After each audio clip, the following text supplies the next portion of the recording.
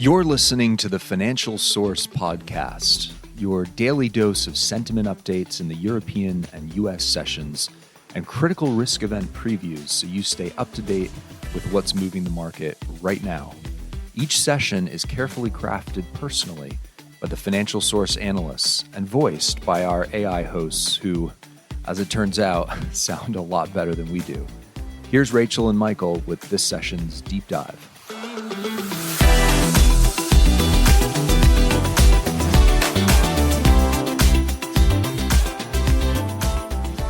The world feels like it's spinning faster than ever, doesn't it? It really does. From, tiny shifts in currency values to these big geopolitical flashpoints erupting.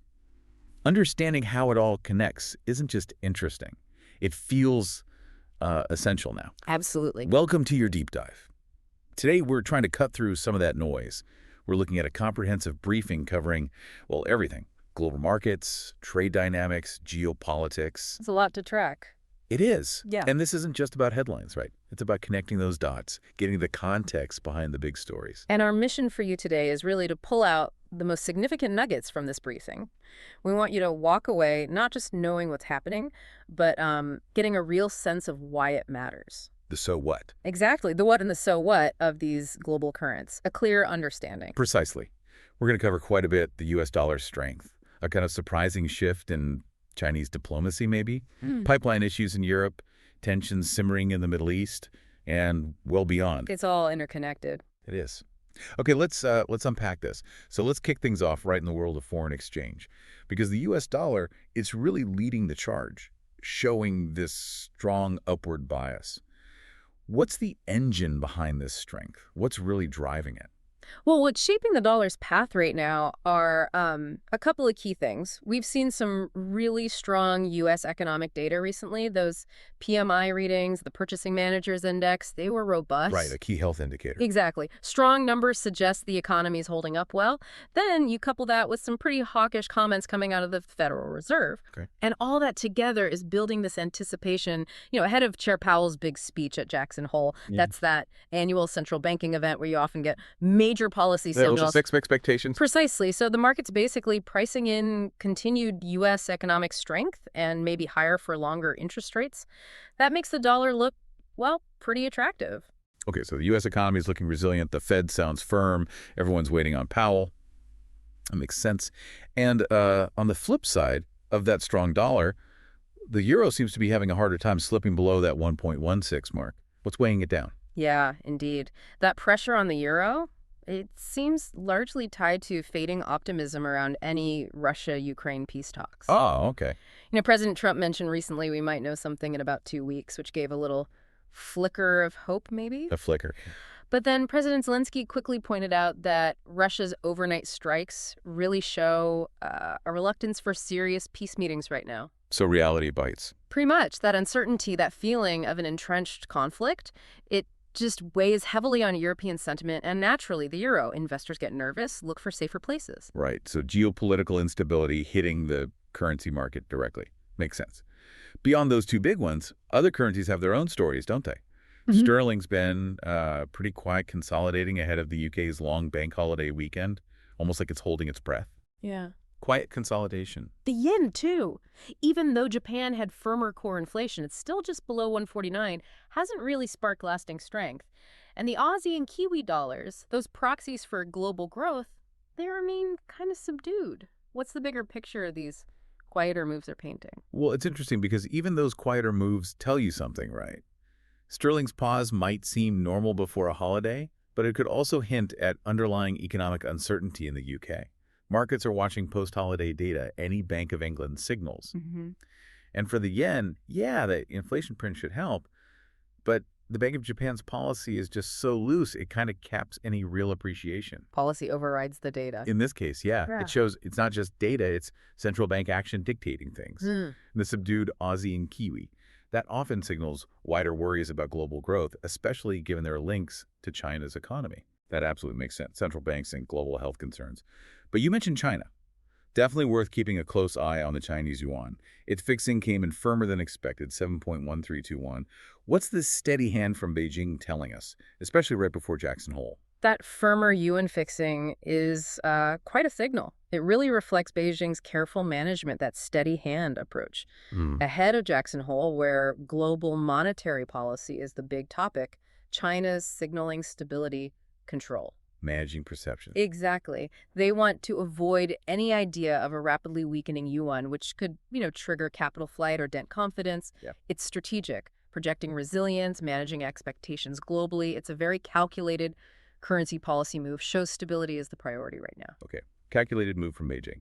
So we have currencies reacting to policy signals, geopolitical whispers. Let's pivot to commodities, another area super sensitive to global events. Crude oil, for instance, seems linked directly to those geopolitical tensions we touched on. It's showing modest gains, even with some mixed economic signals out there. Yeah, and that raises the question, right?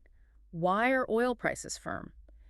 WTI and Brent are trading in the low to high 60s when global demand signals are, well, a bit uncertain. So what's the answer? It points directly to supply disruptions. We got reports confirming oil deliveries through the Druzhba pipeline, that major artery into Central Europe, have been stopped to Hungary. Stopped. Why? Attacks reported near the Russia-Belarus border.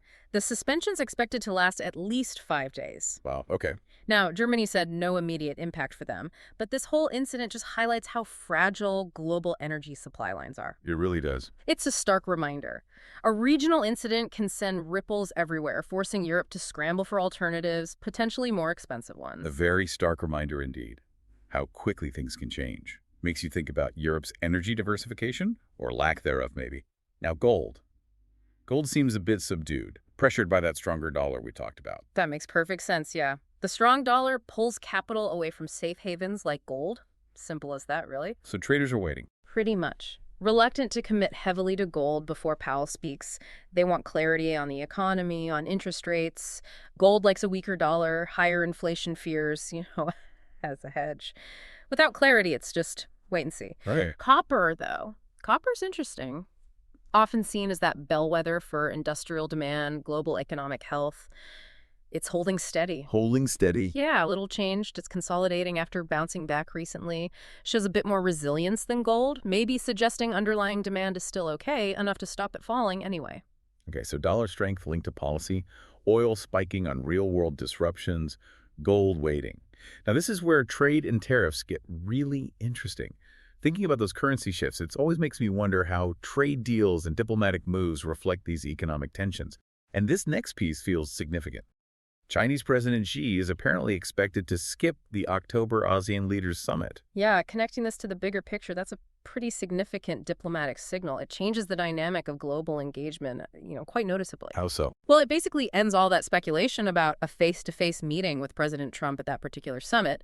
Premier Li will represent China instead. So, sending the number 2. What could that mean? Could be several things, right?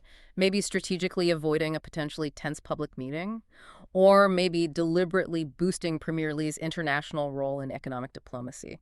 Interesting. Either way, it signals some kind of recalibration in China's approach to these big multilateral meetings and how they interact with key leaders, especially the U.S., given the current geopolitical climate. A powerful signal, no doubt.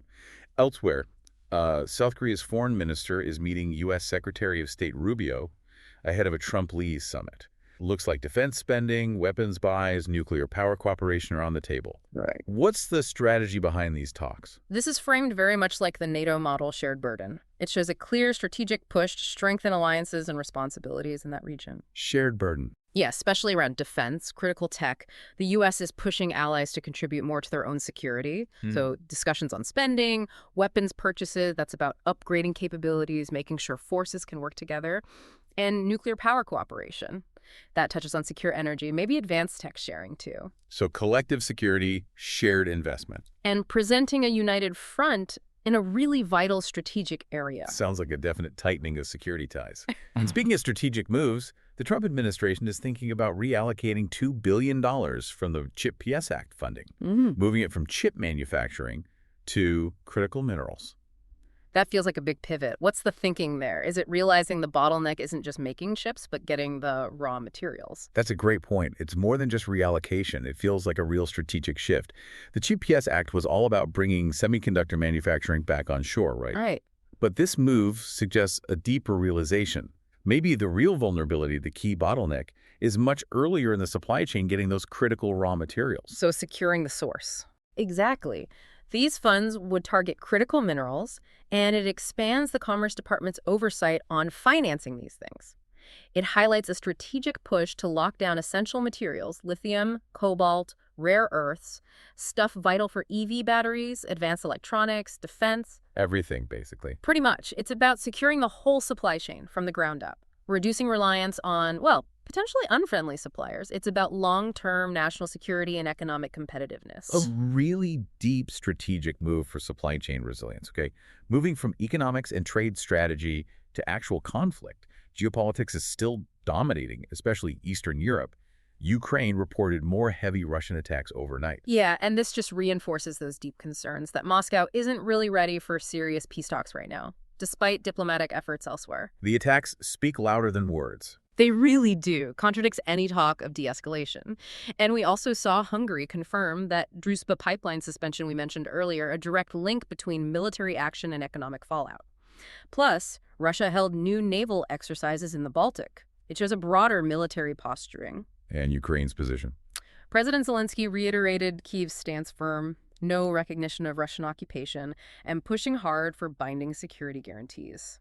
It paints a pretty clear picture of an entrenched conflict. No easy resolution in sight.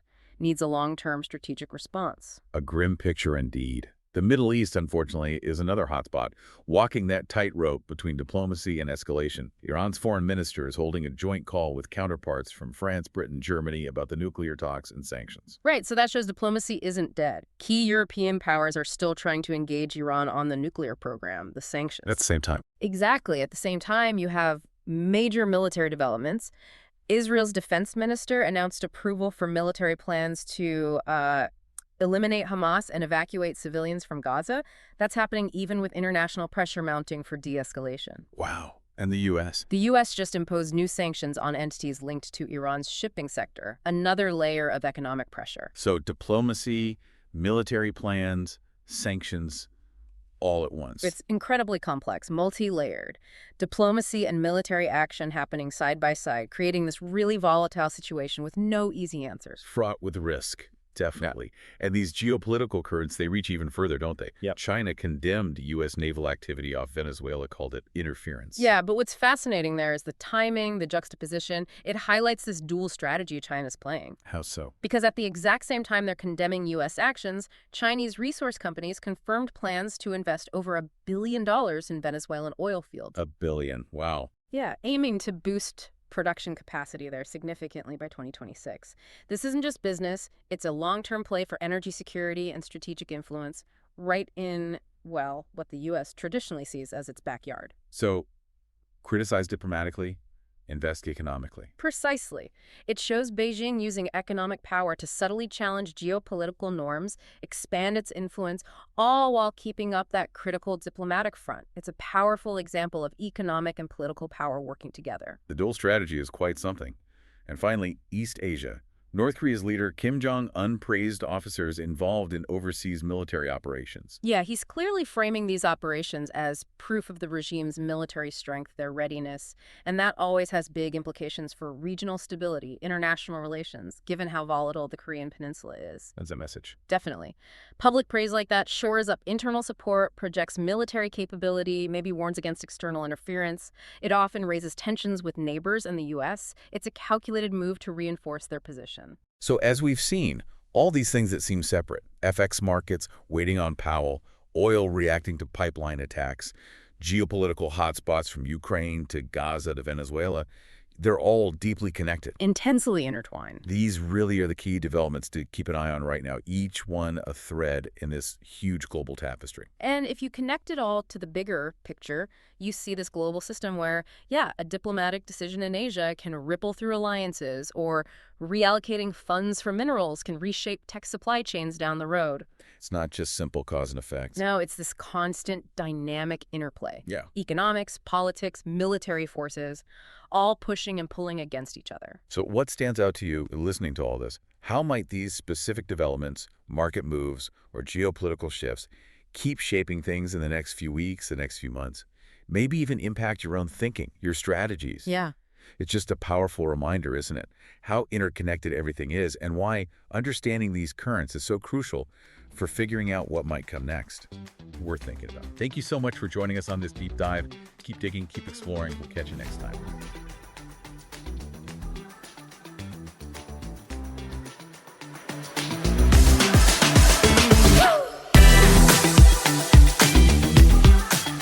Thanks for listening to the Financial Source podcast. If this podcast helped you at all today, would you consider leaving us a review to help spread the word? Each month, we also give away different resources and indicators just to podcast listeners. So write into Financial Source at support@financialsource.co to claim your free gift today. Talk to you all in the next episode.